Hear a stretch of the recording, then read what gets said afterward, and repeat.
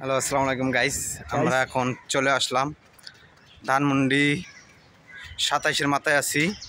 ২৭-এর মাথার থেকে এখন যাইতেছি আমরা জিগাতলার দিকে। তো এই জিগাতলার দিকে যাইতেছি কেন, আসলেও আজকের আবহাওয়াটা এত সুন্দর, মানে বৃষ্টি হওয়ার মতো জ্ঞান। তো এই খুবই সুন্দর লাগতেছে, আজকের দৃশ্যটা এত ভালো লাগতেছে জ্ঞান। মনে করেন তেমন একটা গরম নাই, আর অন্যদিন যেমন ঢাকা শহর গরম থাকে, আজকের দিনটা মনে করেন খুবই ঠান্ডা বাতাস আছে জ্ঞান। তেমন লেক পার দিয়া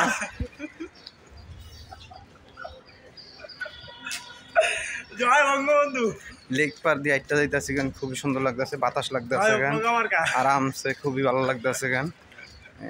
আজকে দৃশ্যটা খুবই সুন্দর, দেখেন লেক দিয়ে যাইতেছে গান, লেগে কোনো লোকজন নাই। নৌকা মার্কা না ওটা কেডা পিচ্ছি পিচ্ছি ভয় পাই নৌকা না মসজিদের কাছে কেউ নামাজ হবে।